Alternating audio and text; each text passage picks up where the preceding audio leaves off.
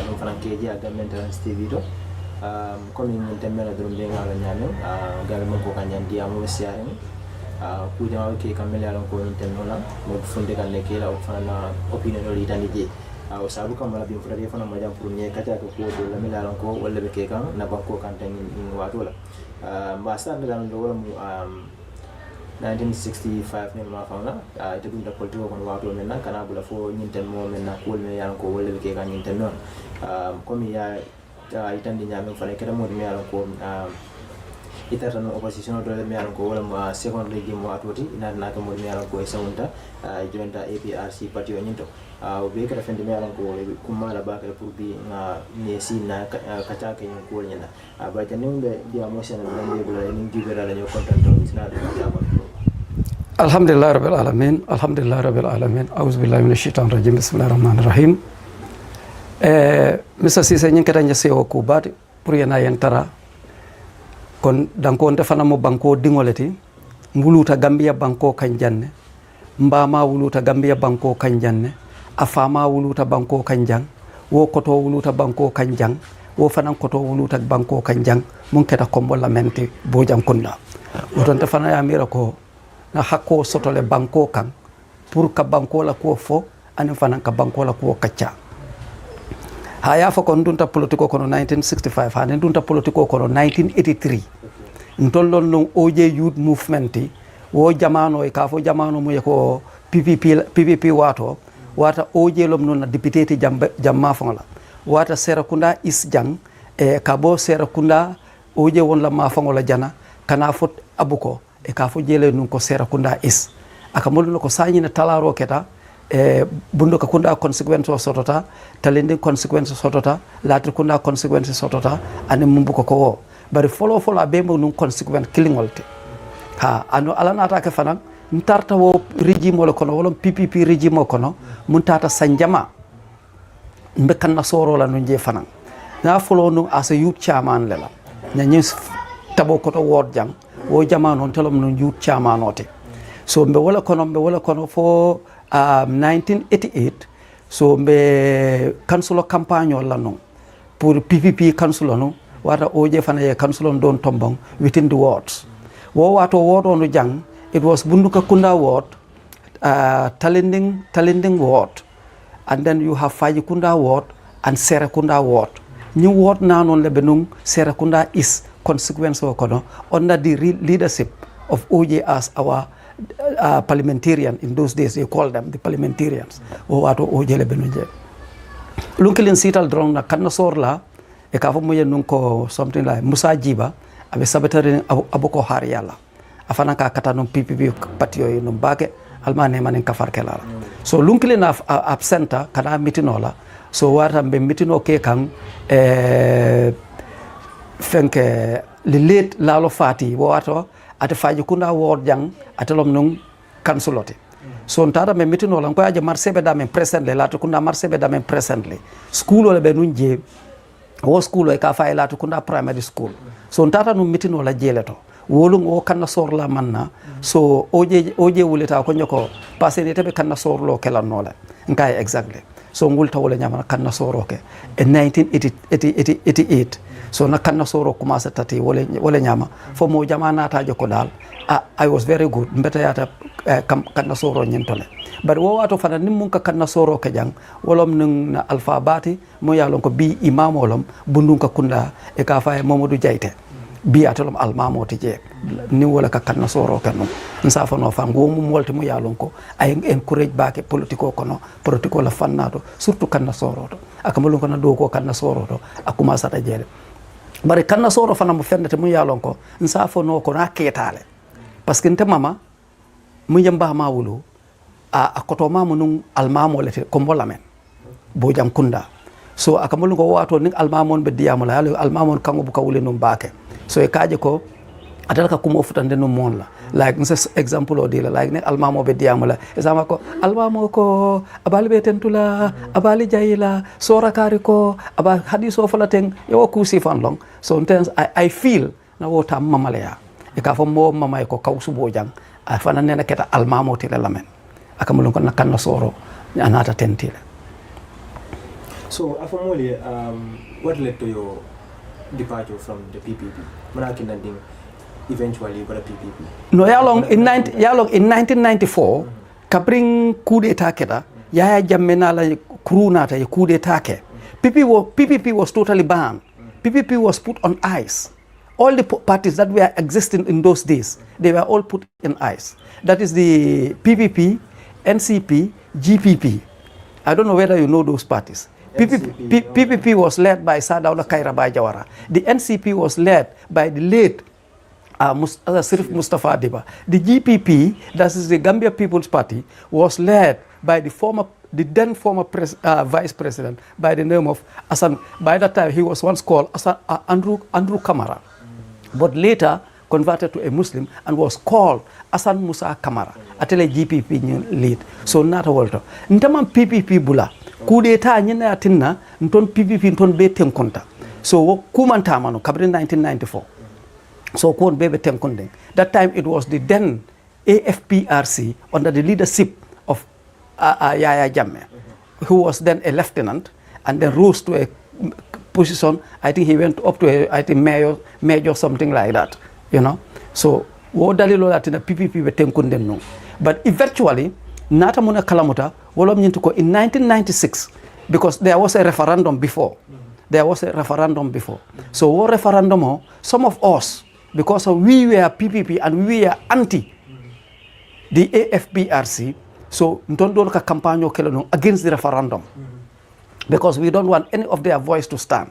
Man la fi la kumu ya lon kay ba ma mandila banko kanjang ay tama. So we are totally anti. So mbota jelo kodenke nata the period mu ya lon ko the janta should have sit for their transition. So dolu bije e ko 2 years period, you see for 2 years period, ni wo 2 years o banta pour it on the campus, then the politician they led way for the politician. But some of us nton mo ya lon ko wo waton mu funding ke kunjaronte, we were also against that. Nton don we are campaigning that they should only rule for only 6 months and then go back to the barracks. You see, so nata waleta wo transition on beta tambita referendum o tambita. So nata for 1996, then a group of people from Birkama, the elders of Birkama, they just bundled themselves, to go to the State House to explain to Yaya Jammeh ko ilaftale ay uniform bandi ay uniform bonde ay law as a politician ay banko nyene koy tonbe banko nyene laye ibama koy la banko nyene no jele la moy keba do Gambia keba no alfano e ka ko Yaya Jammeh wuli yelo hannata Gambia be banko le domala bari ton lafte tel wo sangole naje kabris ila kacha tata fo kacha nyin dinkata. So Yaya Jammeh went up to a level of akoyko sanyal ben solale pour anala modon ye kacha before abe reply la because one ko ite funti la modun State House for Yaya Jammeh say the actual thing for ko abe lolale as a politician ay banko nyenyene ke banu man na son wola. So itata je wonyo saba mulungol la hani aman jarale nyoje nton la fala yen jabi laftale nyinke. Then he eventually afana funtita na ako to sanyin sontale. That was his very language. Ay mumfo wala mite ha sanyin sontale. So bulon kosita ke ba don bije yela na fon gura foy ka fay be bulo kosila ko ne musuban be sewru ba dongol yaaje wo be kata Gambia banko kanjan. So mbije wala to for some time anata ay patio nying law at the Makati Square anata ya tola APRC la in 1996. So mbe wala kono OJ was under detention, but he was able to manage to write a letter or safe. Kanaka ki warantono. Okay, let me just go back a bit. Warantono in 1995 for Jandi Bafla 1996. Nton la kachadula bebe OJ la kordale kon. Nton mu yalon ko we are dead OJ. Nka support them day and night up to any level. Nton ka wulle do somandan rasi ala kordato je nala muso e taraje kachala nala dimbayano me kide fatala. So for one day nata kibaro soto ko there will be a party existing ka party dole binala mu yalon ka be lola nyi APRC fele pour ka banko nyene but wo wato party on fangi mato introduce follow hane leadership fa ma introduce follow. So yen kala mutandi wala nyamadro oje nata note safe ka di mola mu yalon ka bota at the military barracks in Bakau ka natin tonye at ala korda kono je ka itan ton lako a party will come but alaftale momo yalon ko e kate OJ the support we be behind that party. mbe wala to fon nata UDP to moy nata moy ko UDP patio wala patio la form by the name of UDP mbe yen nata the leader moy ko the leader is going to be Sainey Jallow so oje nata hani bi ka wo kibaro bambandin ton mako hani bi atete PPP ibe tenkunding because ye bande follow but we all support the UDP under the leadership of Sainey Jallow wala ente dundi UDP akamulun konte ojele ente dundi UDP tam so and let me tell you kabri na 1996 ente start ka kanna soro ka kodon ke UDP with all that toughness ko be kandiring ko be we kala Baba Job was alive the Kujabi family were all alive they were doing all kind of bully to the people wo be ton ba resist kan for up to 1990s so for nata one day Sainey got up pour kata banko be yayola pour ka fang introduce ka fang wafu banko ma ka itandiko atolom UDP la nyaton koti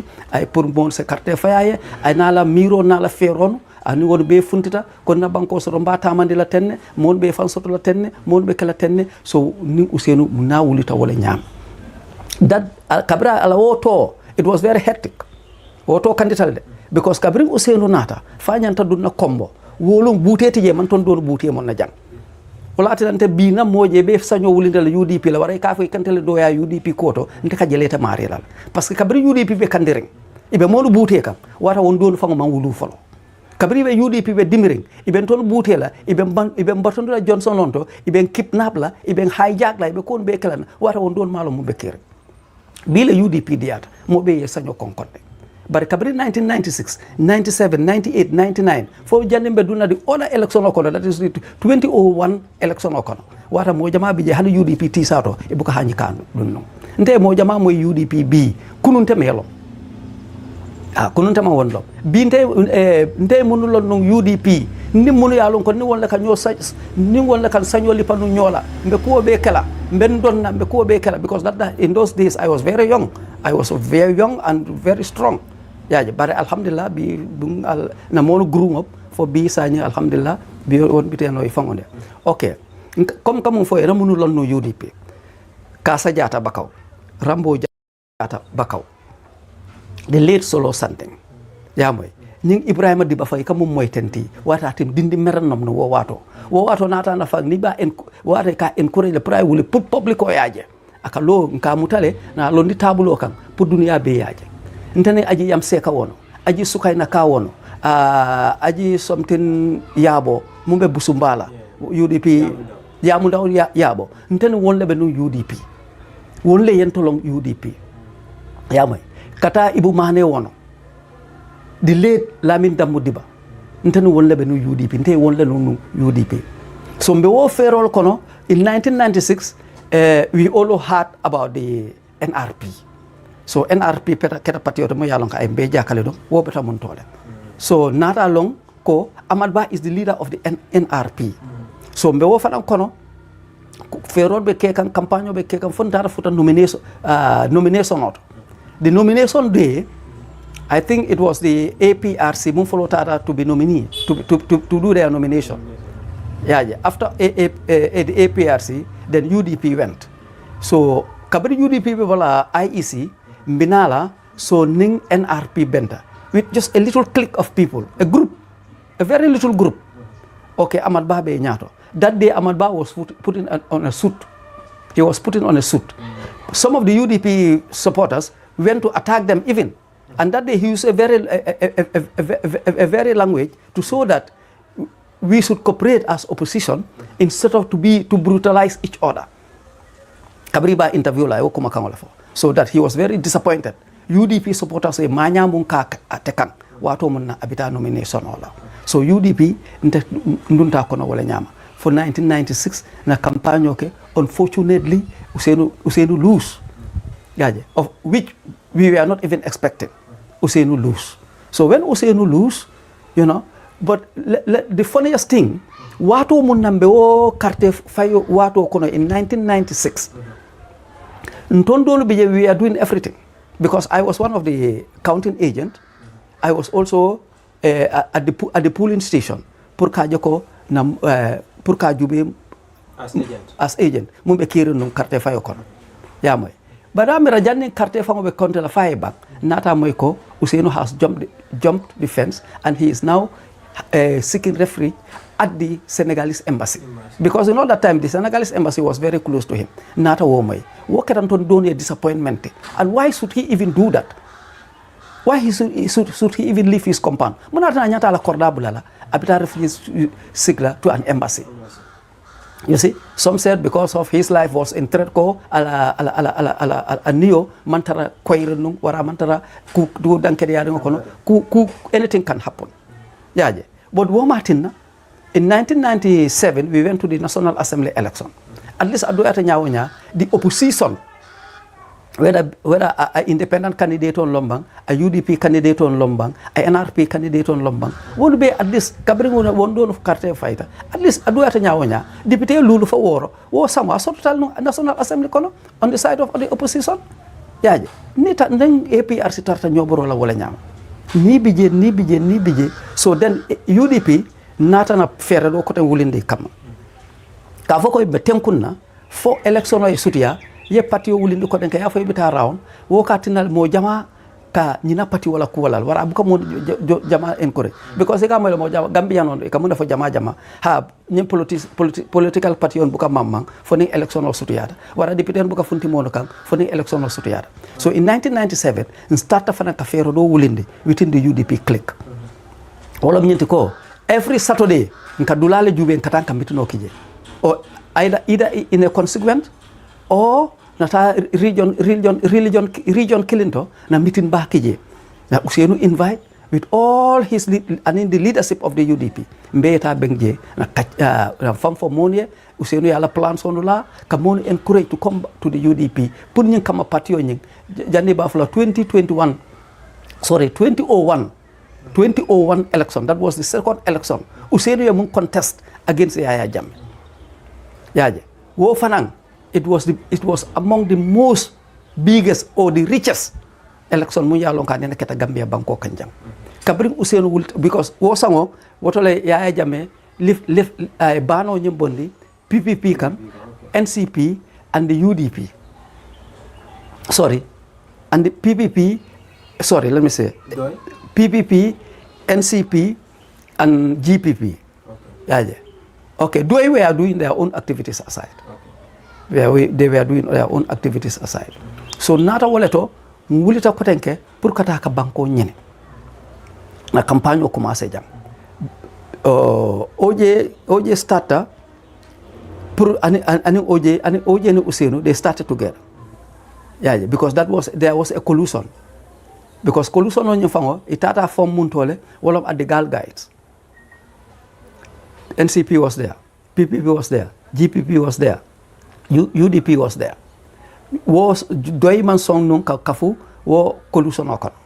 So what we did is sanje ko nyaton ka tombong. Yaje. Ousseynou was interested. Sirif Mustafa Diba the late was also interested. But ojele lota ya itandila ko. For the past 7 years, Ousseynou Darboe bijang abe bata sifa be dunukan. Ibe ko be kay kan banko kanjang. Boto bi nata yon ton donu bula. Fon nata dunta filo kono ko denke pour ka banko nyene. Woto na mira nyanta chance dila Ousseynou la. These are OJ's words. Ko nanta bank chance dila Ousseynou la. Woto lay nata ibe sonta ka Ousseynou tambende. Then the late Sirif Mustafa Diba he is the oldest opposition leader. So I feel ko atele nyanta kela the opposition leader, the collusion leader ti wo sango oje won be balanta. So why atina fanga stepped out from the collusion atata lo afango wo sango le malo makati mo clean carte faya eje a full consequent just a particular person wala carte faya eje. So na banko be yayi wala nyam with full confidence lumin nan ton be futala kalaji pour kanaka dunnang West Coast birkaman ko nata yentara buyamle be mitino laje a big group inata e kontone ko al kanal fam batande mitino Ousseynou e banko tale fa apparaître al wuli nata direct son ton fana wuli ta wala mitino atinyata jeeto mon mo yabula Ousseynou noma wolongo I can say it was half of the population of the Gambia. kabrimbe futala Birkama wo e camera moma Gambia bele kambatu no Birkama at the Big Johnson. You see, but jefana na disappointment soto jela at the leadership side. Mune wo sabu because ntata for the day of the elections ko sifa bebe kekam because wolo fa onte ntele be nung St Charles Luanga Jang polling station auto so ko pour ka boxon samba at the mixed farming center at agriculture mixed farming center here for the pour jelom dong counting center te but kabrin ngombe dunna moto kono with our ballot boxes police on lotay ko no only the ballot boxes will go ntonu yetaman singol lanata nkoy ko over my dead body because internet jam for a purpose le pour nañu box on kanta woto nimbe box on bulala pour yeta then what is my purpose of being here as an agent police ko no so saje na wala kalamuta so sanya be dame albebe tula komale nkoy ko talita box on dindi any box that is yellow ala jindi pour mo nkoy ko ala jindi otherwise the vehicle is not going or the vehicle will walk on me. Yes, mbade tan wala pour moto ñi role on me so mbije ntabo wo struggle ko no box on ñi e koy ben la won don sit ntata la ndum tamoto ko de liberté le ntata sita yellow box son kadi katandi ka ngoto tenne nsita ñi ndolu kan lam bulo la ñi ndolu kan dan singon werende ñi box zone kan ko box mota ma and I did that labo do not accept eko mbeti tala no but the few mun sitano like in not to select I think with 2% pour ni won be yeta nyola that accounting center we are at the accounting center so disappointedly na ni ku yamu soto li ku yamu ba mu soto UDP to counting man pare we had that Usainu Darboe ay telephone tale ay Yahya Jammeh call ka congratulate akay ko his words that democracy has won ate Usainu ay wala fa in 2001 democracy has won so sonta ko ye win le fo Yahya Jammeh ka fa yalo sanaw ya Darboe and Jammeh aka fa bari yalo kontelo mila alfati andi dafa yalo ko be win la le you know so those kind of jokes why atinal fang modoni they feel very bad on the side of Usainu this is a hot fact to nyadum form and dia mbega Gambia banko kanjane mun kata we have to say it loud and clear pour mon ya understand so yaje why atinal fang this is what committed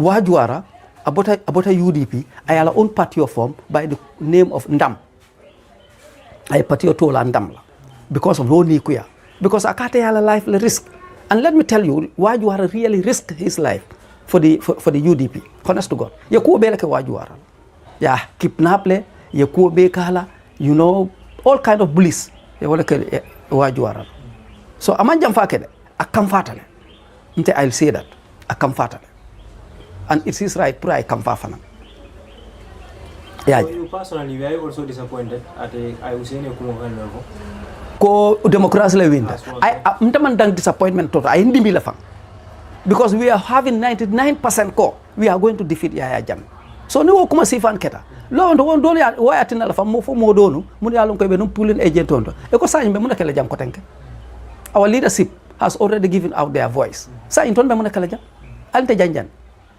don't will to nyamay seta Wajuara was in the CRR doing everything there struggling with the boxes lack of sleep abi ko be kala kabri wo faaye e kay ko mo lenata e kay ko wa ite be fam fa kan sek Usainu has already declared victory for Yahya Jammeh akoy no that's a joke kay ko that's what happened tell my television so it was televised the call was even televised Usainu ya telephone mo tateng and Yahya Jammeh was responding he was calling Yahya Jammeh live it was televised I can still remember that because what time most of the times Jammeh use security to coerce people or like force people to do things melan ko mala fala comme ya fanya men politician all do be melan ko ye mudale ye kidnap and things like that yes ya mira wala Allah utumal otemboral ma mira fo Usainu might be going through something like that or atla mira ko he did willingly no Usainu was not the only person who was going under such threats. Okay. We are all going under that kind of threat. Okay. Yeah, understand? Because that very year, what will you do UDP supporter do fa at the Talitin Kujeka for the make of Abakar Tombong Johnson. Mumbe no cycle come with all his flags and everything. Wo lungon nyanta meeting back wala nyanta kalano na last meeting oti for 2001 the last rally for 2001, we decided, OJ family had decided, wo rally be kala talinding. We went with full force. We prepared with full force. As we were going, nata nyinki baro moy. Koye mole faje. So security was very tight up again. Pour nton fango OJ bota jela nala groupe o mono, ntata Ousseynou ya to collect Ousseynou pour na ita mitino nyendo. That day OJ has put his life on a stake. Ko mbita mitino tole matter of must. Because it was settled for us that day. It's either the security escort nata mitino to or mumbe kala ayeke. You know? But walatina nibe kuokuto da alman be solo good leadership la. And the leadership fala inyanta, you should be very committed. Leadership inyanta commit lale. OJ was very committed that day and was prepared for everything. The late, he's my brother. The late, alman neman kafar kala. Ay lo bale ke Gambia banko eja. Okay, so mbe murula ko koreke. Yes. Comme ya idan nyame ko comme Ousseynou was not the only person facing such threats. So lafta ke nyin kamena, do you think that might be the factor me anko ay nyin kuma kan nyin bondi kay tande ko Jammeh has won or declared Jammeh as the winner of the election? But I think any decision anyantala I see any leadership or yakacha with whatever threat, because with all intimidation I mung encounter among intimidation encounter katambi OJ was arrested 21 times. OJ was beaten in front of his family. Adingon be sirin ton be sirin on one Saturday, a Saturday like today, just by this time me siring aya me kachala me kachaka me nakon fay ko nyoka. Just a group of soldiers just rose up into his palo. Yenton bele bute wolo. You know? So Ramira Jammeh Ousseynou be any other thing kela, because it was a coalition government. Atanyanta mukela wolom nyinte ko anyanta leadership nyinde invite la ye see ibe la decision o etara ye ko kilometer. O I wakili hanata victory be for the side of Yaya Jammeh. I wakili for the IEC ye victory declare for the APRC. But I think it was very wrong prate victory declare with all threat mungoy ko asotata. You know? Mon bi you know ya kudo ken ton la fay ma kanu Ousseynou la. Nton don we have no security. Ndeka bo janen katta man singola fo mitin kata mitino aten up to bakaw. Jamala kante secure. Ndeka si janen kay APRC piko ko wonje ibe tambila na korda da to ja. Ndeka bo no UDP mitino tole. Nka nan kambari muson tare be lori na korda da to ja. Sometimes 2 AM. 2 suto because UDP mitino karal no for 1 o'clock. Andonte la makili na ko mitino be kan na sora. Sometimes gamon mu soto mun yalon ko be diamula on the podium akadal up to 18 people to 19 people. Sometimes Ousseynou la kage the 28%. I don't tell ka on be interview. Nde kanal ndu mbari mu son won ka fole ko bi wo kay mbari nim letta do mande ka futa jang ngeta rebi ika iton ka nyenne muta ko bi wo ko ya te sambale ya mutale ya samba nin nata jang wotal won don ke ni jino ye murung yete ay ke manu ya yete la ila kordanu kono bar nim man futa jang won don ka si janne kambato wo bente fo man ka traite wo fala mu traite lati but I never give up mbe ko nyi kelo nyi kono fo bi sita. So Natanya to say yeah, because of this declaration Ousseynou made in 2001 Wajuara decided to form a political party. What happened next? Okay. Kabri Wajuara yala. Okay, it was 2001. Yeah, 2001. What are the presidential election? Okay. Ndunta 2002. For National Assembly election, another disappointment on the side of Ousseynou. I acco National Assembly. We are the coalition is going to boycott it. You understand? Wo mitino fana keta la korda la kono je. Wo fana tata OJ yal. Me I was very close to OJ. Ntano OJ sino la kantalano. Ya ntata OJ yal. OJ ko joko ha pasene kaina. Ako nyante de la kibaro la soroja. Nkai wolo munti. Ako nye iko Ousseynou ko. He is going to boycott the National Assembly. And we have put a clear strategy. At this Adoyate Nyawonya, we can have 11 to 12 candidates in the National Assembly. Ako barafele, ako Alexander Nyembai boycott lale. Kaya ko alright. Ako and he's going to make a press release today by 5 o'clock. Well, 5 o'clock, then OJ would tata. Well, I declare ko the coalition is going to boycott the National Assembly because he feels that the election will not be free and fair. The election, the National Assembly election will not be free and fair. Kuomu ya lonka manna follow. Ite wo predico will not be free and fair. But munatina Usenu as a leader, the presidential election, ama predict kafoko I am going to boycott because the presidential election will not be free and fair. Munatama okay? Adoramira ko I write musoto pour que National Assembly election of boycott. I will write killing also pour que presidential election of an boycott. So this is what anga wajuar. So I decide kala own party of. But yet still, my leader, the late OJ, akonya hani danko kudusono nya manjanjang. Let us still be with him. Abita Dahoda will go with him. Abiku Kukela will be with him. Yaje. Mbewola kono for 2004. OJ wonu some of the leadership of the opposition ibeta America. So Inata decide let them form an alliance. That alliance may be able to fight against the APRC to defeat Yaya Jammeh. That is when all the oppositions ibe nata ki kilingote. You one leader tombong. Muy along wala contest la against the incumbent. That's Jammeh. So things may be very smooth for us. So if we wala fero kono e kachata je tunda maun for inata e nyomoy. Then they came back to the Gambia. Inata wotole NAT form. Na America wo moy non. NADD NAT. Inata wo form. It on leadership damau. Inata d'accord. Ibe wolte ibe la meeting on kekan, ibe la fero la ka nyokan, e nyanta ko tamande la nyameng. But let me tell you another disappointment. For 19 meetings, Ousainou Darboe has never attended one. All the leaders will be there. Fight to Atadama. Ataka representative le Kinung. Akamun Kinung is led Yaya Jallow. Mumununga deputy in those days. The signer mo foko aji yam seka wala mala deputy signer te o mo amira woketa in 2016 or something like that. Na mira kabirin ton don botaje. Wotal nata o but Yaya Jallow was his deputy. Yamoy wala kata representative wala kata represent all those meetings. That for lumina leadership betombon. And he felt that atel nyanta kala leader. You see, eco leadership betombon on consensus. But ataman na agree wala. Ko na kalab boleto for not janjanta in kabrim beta duna 2006 election okono. Not nyata janjang wala. Mbe wala kono kotenke, you see, mije for some within a matter of 1 or 2 months, nata moy ko Amadba also has decided to join Ousainou. You understand? Amadba also has decided to join Ousainou. At reasons best known to him. I will not speak on him, for him, but reasons best known to him. So itata, but unkamum moy no wolom nyintuko, the percentage Ousainou kamun soto with the 4.5%, Amadba kamun soto, near Nyefulon join together, they are going to defeat Yaya Jammeh, which was totally impossible. That was a dream and a drama.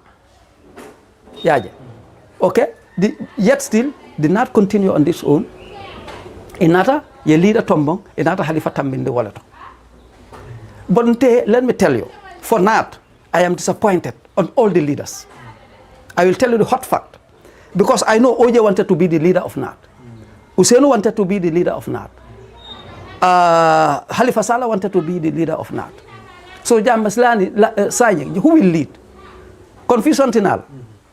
Confusion on nata. So wala tina NAT amanta no nyato. NAT nan man na progress no. You see?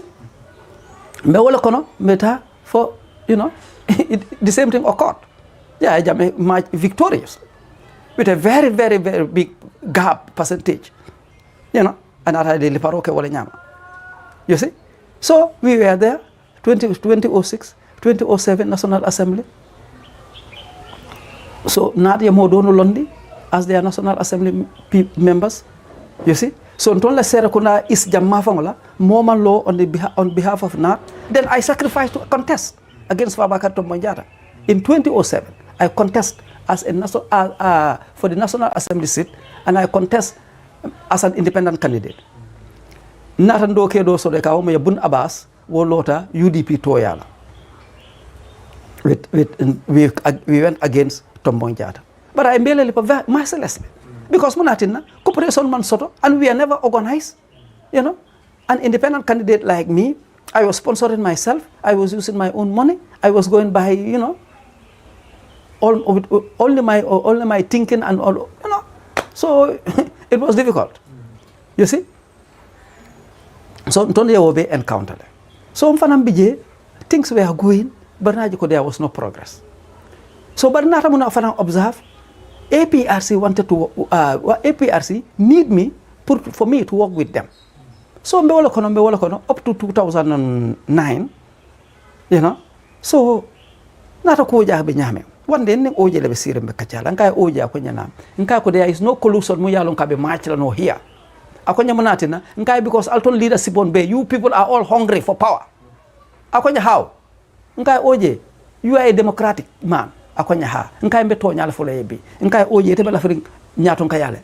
Ibela firing president yala. Usenu bela firing president yala. Aman ba bela firing president yala. Halifa Sallah bela firing president yala. So Sainey Jamal ba tula jamaye. Mota tula moye, so it will not work. So don't waste my time. I am a family man and I have people who depend on me. My father died very early.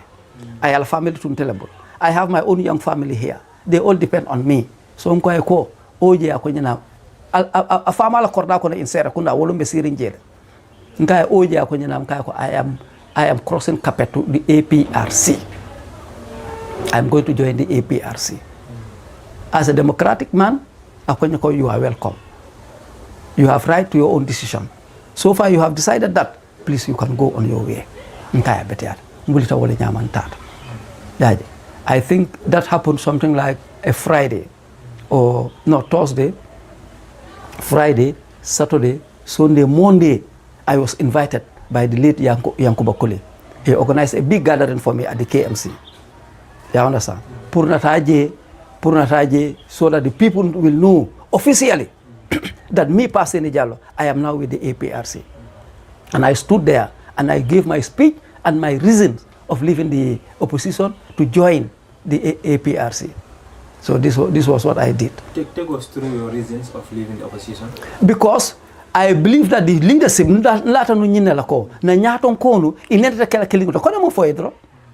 Oje want to be the leader. Amalba want to be a leader. Halifa Sallah want to be a leader. Usainu Darboe want to be a leader. Jamal Babulala Jamai. Yamira will go forward. We will not go forward. These are my reasons. So, and I felt that also, with all the risk that I have encountered, still, I am just at a standstill. And I'm growing. I am growing with a big responsibility. So, no more they want me to work with them and so that I will prosper. What will I do? I'll go and join them. This is exactly what I did. So, opposition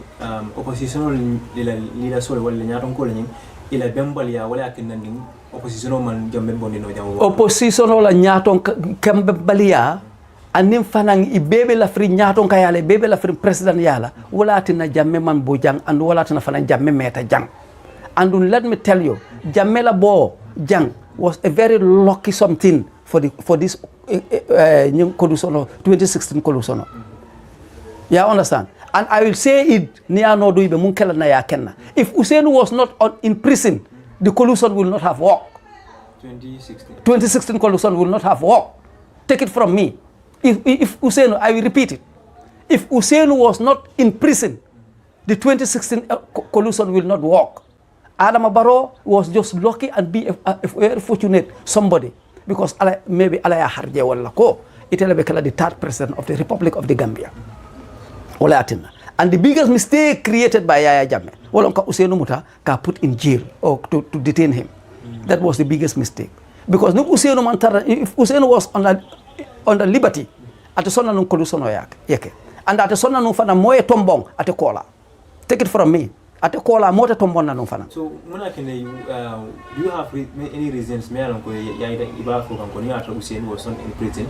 This coalition would not form or the coalition would not have won in 2016? Yes. Are there any reasons? My reasons are Usainu himself doesn't count anyone at the Kafandon content. This is a hot fact. Usainu ma moje ama molong afango kola. And Usainu ya mila nyina feel ko ate kola mote Gambia samalo no nyato. That's one of his biggest mistakes. You understand? And more ni tara itata fo ifutata tunkunto eka kubula kule Usenu tata fa futata tunkungoto because Usenu knows that Usenu fa tata fa along he cannot win. And even ya select Nyamen Tente, Usenu knows that he is not going to win. He knows it. You understand? But to give chance to young ones is very relevant. Kulo muya along kajanta la akake. Ekante je amere alfa matam maka mo la politiko tolede. Nte alfa matam maka kabrin 2021 when Barrow won 2021 from the bimun kono. Na interview sort of political to what abekela billet na kacha sort or any journalist muya nyatilina or kana even these newspapers muni alon ko nyata katilin tala ka diamunte I think you are the first person nam fanna mota totally ngo sayim dinni won be uli kan mbarna won don fu e fala yetam image bi Ibrahima Diba won don UDP nka momo bulo mota non ka londe tabulo ka so e ko bi I think he is among the executive yaje wo kusi fala nyanta kala you have to groom up someone for in case because it anything can be, you see, and greediness is no good. If you want to dominate everything, you fail everything. And wala kata ntola Gambia opposition on mo kiluma feel that he can do everything, he can be everywhere. Wala fail wala yaya jamme men wajuara has used a word why not UDP kono diminum back.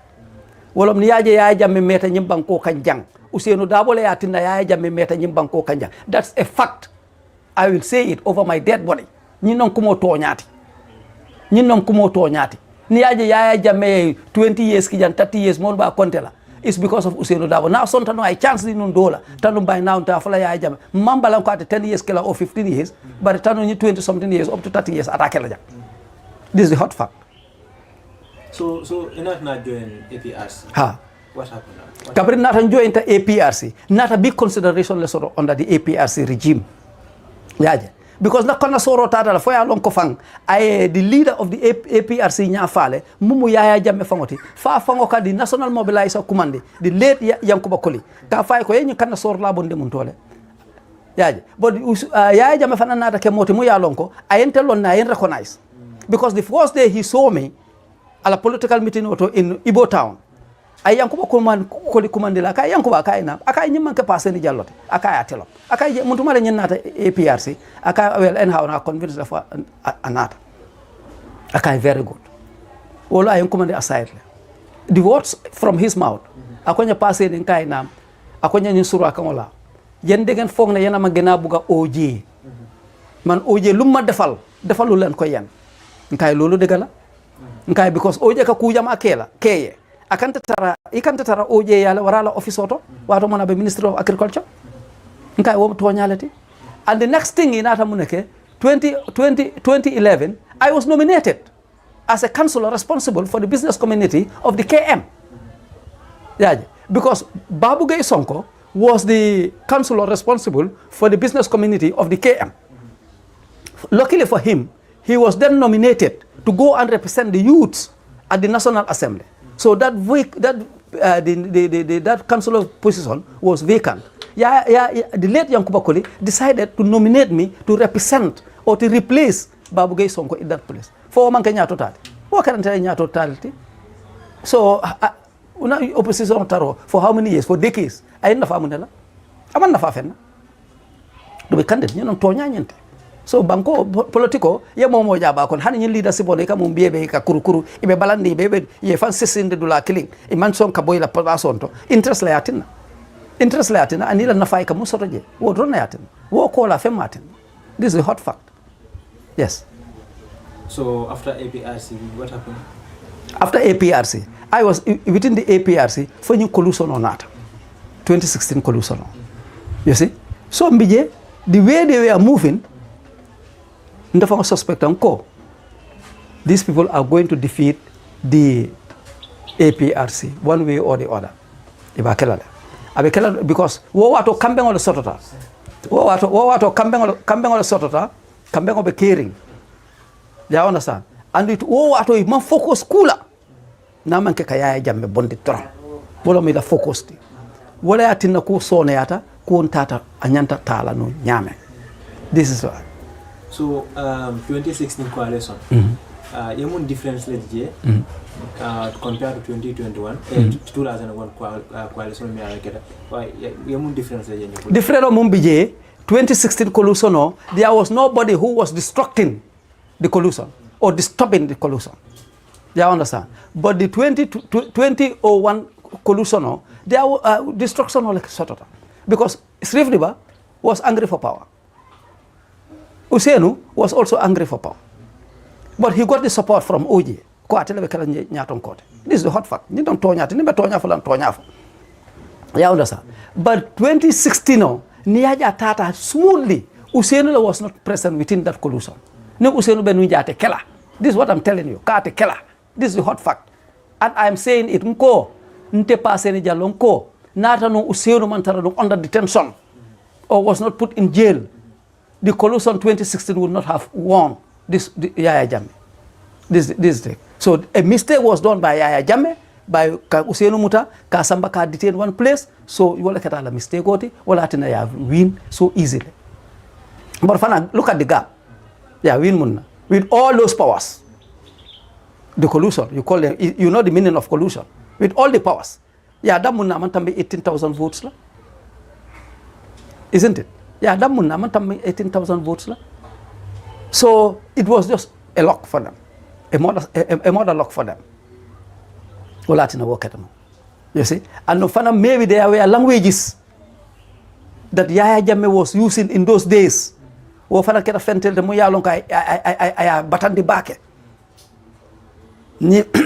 a leader, put tribalism aside. Don't just focus on a tribe. You're talking anything against those tribes. Against that tribe. Against that tribe. So wala tinna Yaya Jammeh not lose this 2016 election. Because 2016 I manya jamaleke. I kuja malefo against a tribe which was totally wrong. And there was a meeting. Mbewo fana explain let the whole nation he did a meeting at Talinding Sikap. Wolo na ka fo man ko na alfa mutamunate mbali fala. Mbali be fala ko dabo. I was interpreting that meeting. Modon bije kamfatante kama because of the way I was interpreting. But I interpreted in that manner. There was a reason for that. So you are the interpreter for Jammeh? I did. Nkala wo mitu do lumina kamandin kon neng. I interpreted that meeting in Talinding Sikap. Ndela wo mitu no be interpret. Ya understand? I interpreted for him. Wo mitu no. Ya moy. I language so because kabra a starter. I move full of start. All of me demanding kon alton ya alfa mutamuneti. Alton ya miral ton tamu alton le tamu Gambia bankot. Banal mal hakilo tunto. Mbal be fala ko dabo. So I was trying to find face. Because I thought that it was an error. As a leader, ma expect nko nyaton ko nyata diamal in that manner. So woto lento ko alton mandin kono. Akwa ya alfa mutamuneti banal mal hakilo to abal be jenkende la karakide. Just to make things nice. But a tontala enjube akonya don't be stupid. Jamele wofonya.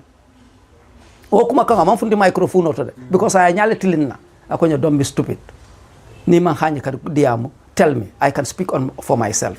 Fo ya mi retele man ni ka ko mo entete. Fo ya mi retele sura ka ko mo entete. So daje ko nyimala fi ko nyinya. I was disappointed. Wo fa dalo mo yeto nyafo. Kula mo yala interim back as a leader or a president of a whole nation to behave in such a manner. No, this is a failure. So I indi me back la yeah. Okay, ntatal up to a stage. Monu fangonkaje ko monu kam fatante kamma.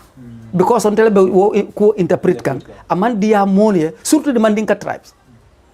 Nte mama woro ibe mo mandinko lati. Nte baring tang ibe mo mandinko lati. Nte ba manu kono muntata mo tang ibe mo mandinko lati. Nte fa drol non futan kote. Wala nte konton mo jallo lati. I am Sainey Jallow. Barinte ni tata mba side ibe mo mandinko lati. Jamala mandinka ya benta nyato Gambia jam. Ndasa mandinko doya. Ndasa mandinko ne. On which grounds? Mbe wakela mundali lalla. Daje. E kam fatan kam. For nendo bentale. Akonya ko that was 2017 ma fangola. Nimmo benta. Akonya ko ha itele nyanta kala no Gambia la jambaroti. Bara fele ye fambali wo jambar yala. Nkai nyaadi. Akonya wato mona ya jamme mandinko nenna. E nyanta le yolo ya fay ko. Ya jamme tamanta wo fola. Nkai ko ninte wo fonu wo lung. Tanum bi intani te will not face each other. ako fo mona be kala nka ko mona ate fo ita mantara no mitinoto ako nyambe no nje nka mona ate ne mambo be lori ndame yana afo ya jamayo kana nyin kuma sifafo ako nya ha ante be jam fari ngala boba niyo le kantande ka so ala frante niyo wanter fo wose kenoba mo jamaye da kuntunna UDP kuwala do de fan kam fandin kama UDP kuwala what for because of only that inyinata ko kabri 1996 for 2009 ndela kana soro ke yajam fo nena man ku kende kidinga UDP mana de boka wofo mana de boka jeja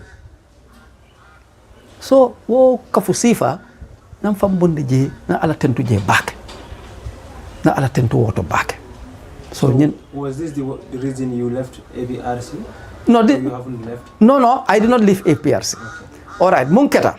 My reason of maybe I was not active in APRC after 2017 was ye momoje. E karakilungo mo ifangole tati. Bari karakilungo mo le tati surtout ici non. Nda sita janne mo nata ntara. E konyo ko APRC fatale. Nko APRC fata nyadile.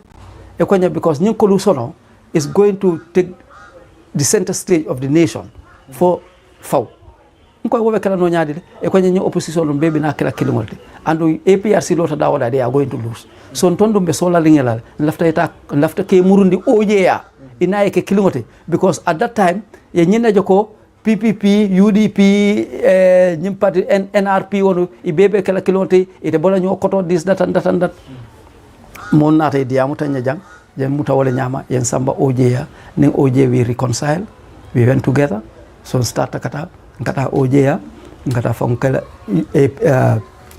NPP la miton aten yaje ko ngi kata wala nyama and oje nata foko atete bola NPP because ate coalition ke with alliance or coalition like with the NPP, that's the PPP and the NPP. So atama any reason je mu yalon ka ababonde la jeto so what ala fanate barate nada kuma kilina fo ako after the coalition after the because a 3 years mandate la for the leadership then all parties can go for themselves ne woke parti on be yeta fangone 3 years on wotimata parti on be yeta fangoye momo e banko nyene fangoye ya understand bare mon nada soto kotanke like Usainu Darboe the very Usainu Darboe kotanke atel nada ko momo ko Adama Barrow step down after the 3 years abe sula to court and then they were fight against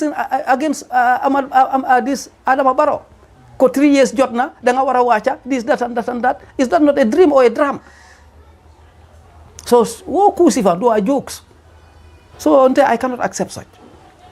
But the only thing I regretted in my political system or in my political affairs wolom nyinti why I left the APRC. Woman a big regret that. Wo mbe wofula at any media level. The only thing I regretted in my life wolom nyinti na APRC bumbula to follow the collusion or something like that. Or I will regret back and I will never forget and I will even apologize to the leadership of the APRC and I apologize to the Speaker of the National Assembly who is today currently the leader of the APRC who is Fabakary Tombong Jatta.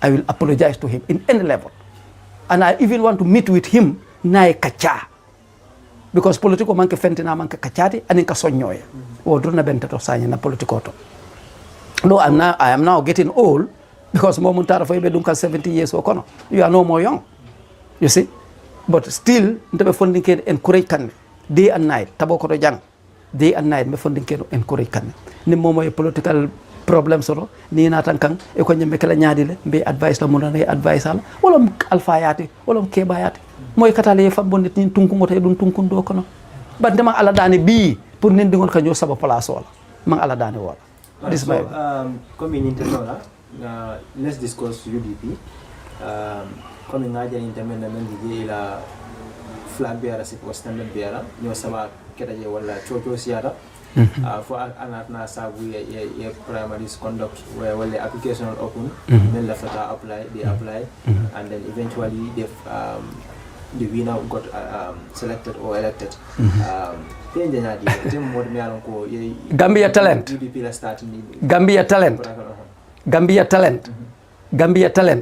let me tell you, there was no election or selection. This thing was tailor-made for a particular person. Yamoy. Kabri flag biara ko fola tante kafota mon kono la muyalo konte ko. There is nothing that is going to be transparent. There is nothing that is going to be democratic in this. This process is already been done. This is just, they are just bringing, yes, they are just bringing an eye, something like, come on, kabanko sari mon nya kono lom dorom. So to pretend. What do you mean? This thing has already been done. What do you mean? Because I believe in my own concept. Ko Ousseynou la bekala the leader of the UDP to Kotanka. Momante nene no wala. What our Talib was all doing, and ikamuomu fonu Talib ye, it was just sweet words. Kuma dimandro ikawale faya kanno. But iton fango man Talib ngania no opposition ola. Talib afane batande kan. UDP na man Talib ngania no pray ka the leader of the UDP.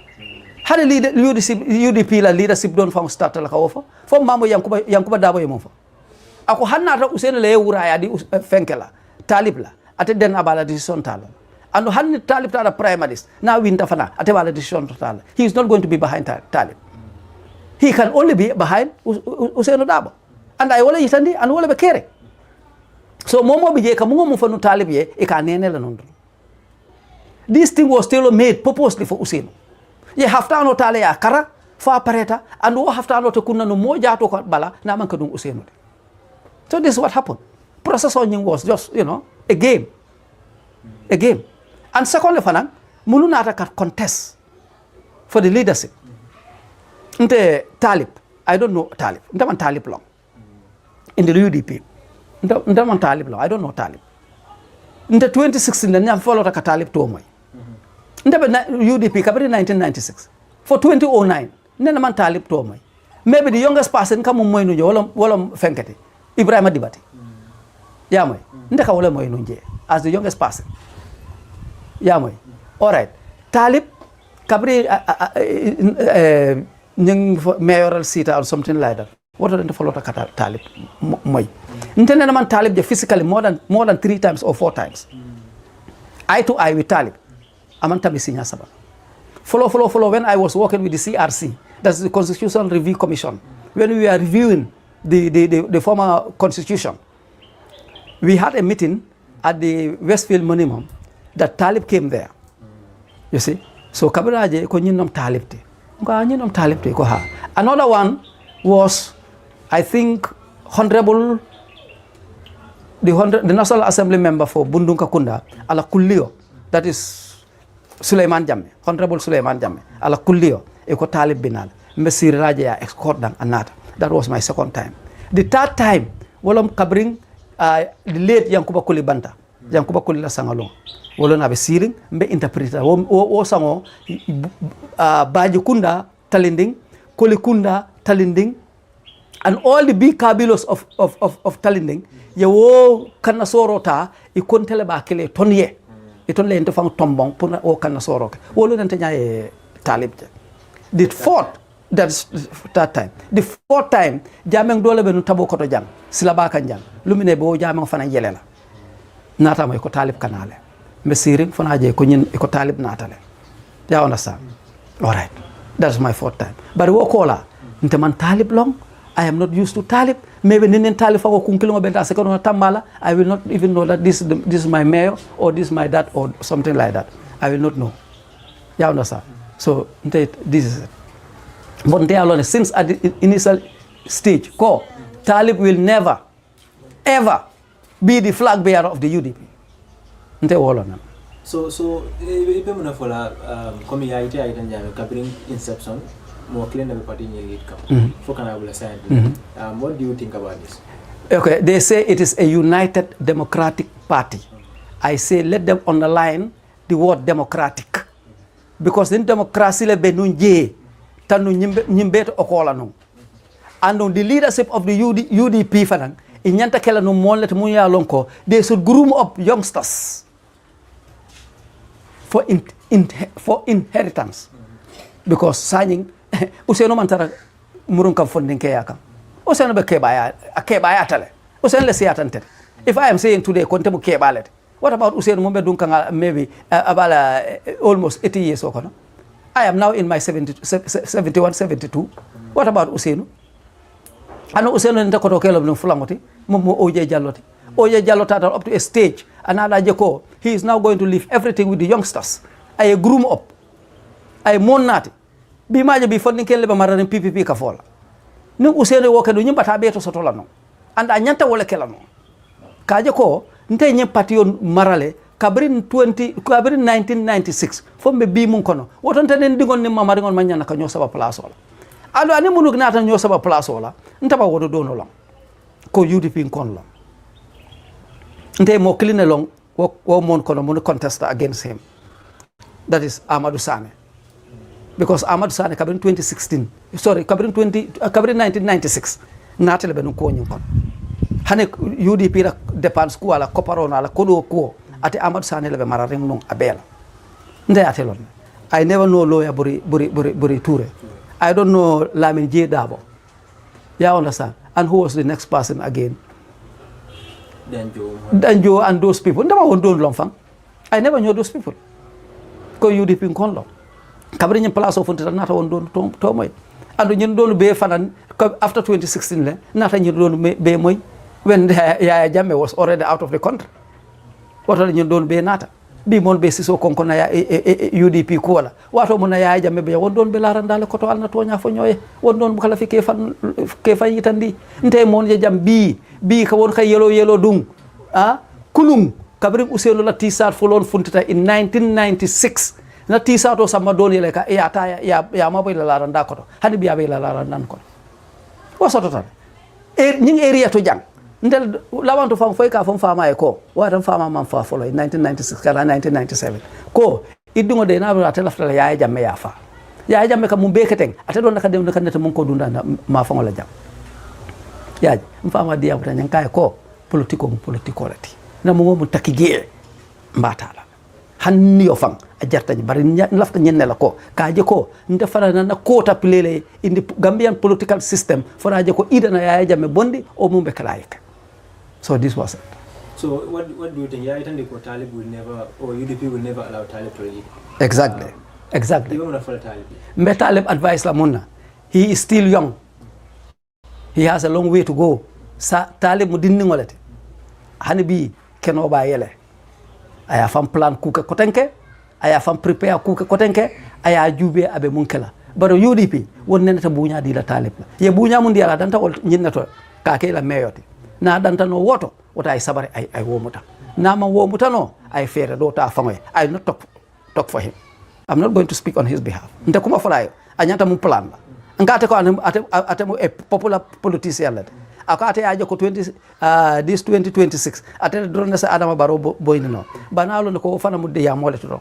Ate man ke moti mu sa Adama Barrow boyno. Not at all. No. So do you think with this state condition, UDP will be able to remove Barrow? At this stage, they are going to have a cakewalk to the State House. Bila koita katambi kunundi. B. Kabriye Ousseynou Tombong. Bila koita katambi kunundi. Take it from me. Yalon 2021? Yala e buitel from akada money surprised. Because munatina akada money surprised. Itolo ka kafole jube mun kata. Mumbe Ousseynou noma. But within that kafo mo jelle carte sotoje mu yalon ka be carte fayla Ousseynou ya. O fana nyata kala mira talete. 2001 ntol be lota nte kalono moto kuno kungo santolen ka fo we are going to State House. Nte. Because of what? Na monu munuje. 2001. Ya understand? Dip nko halama dingo tamata singola kabrin kallaji for pipeline o Kairaba Avenue Ousseynou la korda kon don we buri lay singon don kilon be lal ko be fola with 100% confident ko we are going to remove Yaya Jammeh.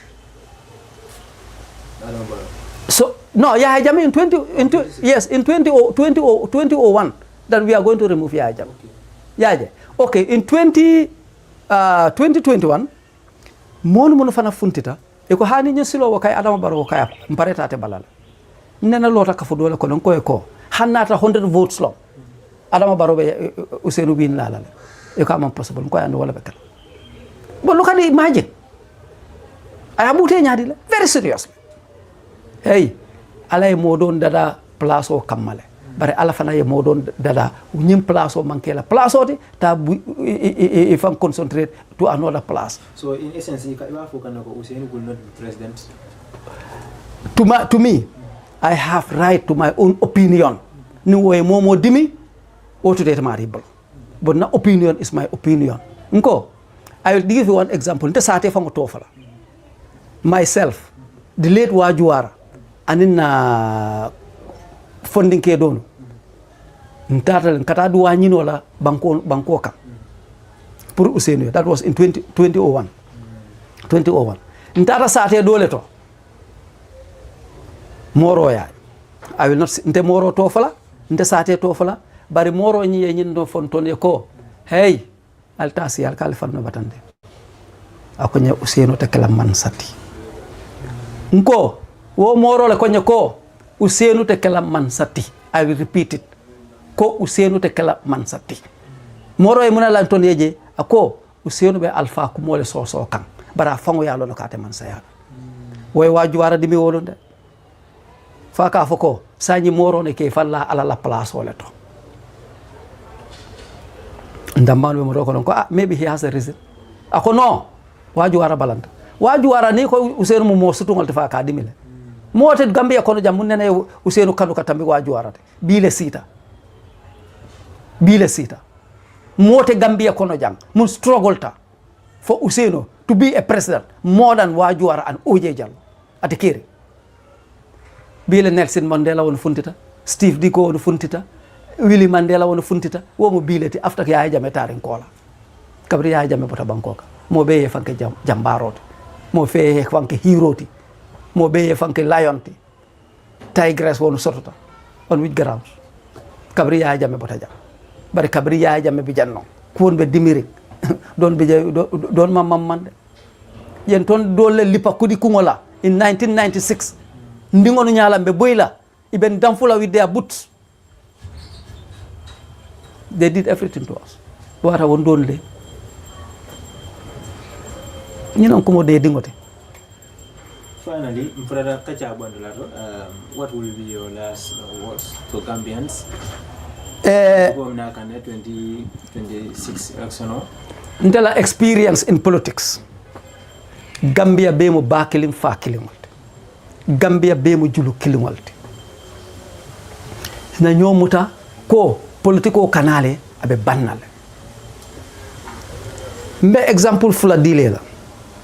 Kabri ñin la bay election be ke kan kiyang Sidi Njai ani honorable Yaya Menteng Sanyang benta kiyang ye bondi Facebook e benta ye bulodi ñola be kakala e be jelela ninna keba dole be siri judi pinkaw na bondi na mobile o yela kay ko yeñu suutela ba ko ñahani nkay ñimu Yaya Menteng lati ako ñi dolu nkay Sidi Njai lo ako je ito le bulodi ñola tan be kakala ñola nkay ha ako ñen ton be ñofa karala ja nkay bitum alla wo calculate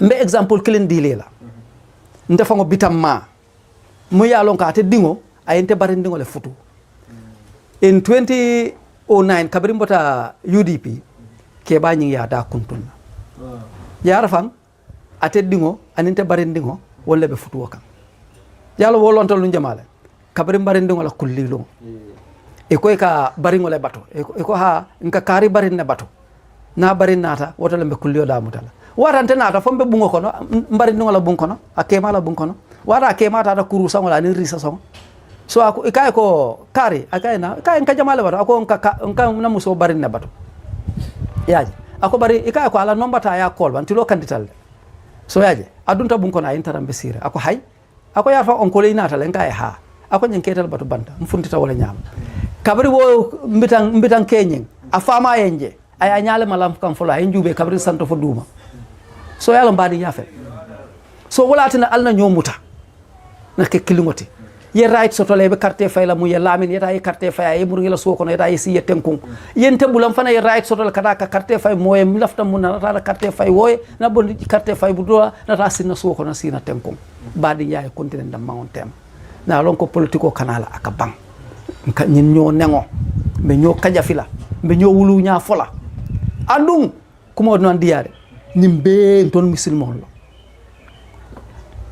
ñin da kunto mu be politiko kono be ton musulman lo kuma dum man diya ton musulman lo bi ntenite nsen da kuntuno ñola nten da kuntula alala de ben da kuntula politiko la ko la parce que ite be no ñim parti kadil to ibota ñim parti yoto ita de fenk ite mo manke mo betoti e mo jawolati ite barkala ko tenke fam don be ike predict wala ñama yaaje nton ñin ñoo nango mum bebe na Gambia politiko ko non ton musulman musulman bu ka da kuntu a ñom musulman la alala ko kam musulman ka da kuntu a ñom musulman la politiko drone la ko kam mbe ñoo nen kam politiko la fon ton musulman drone be Gambia banko kanja fo christian on tija bari be dawoda e be jelato e be tenkunde fangñe e fammuta e fammara hormone buñani kudu kon munaten ton tawo kala namira ton fanan ñanta karanna wotole na ñin ñoo nango bula ka ñoo wulu ñaa fa man na fa soto ibe kuma lala mo kam mu yalo ko toñata kono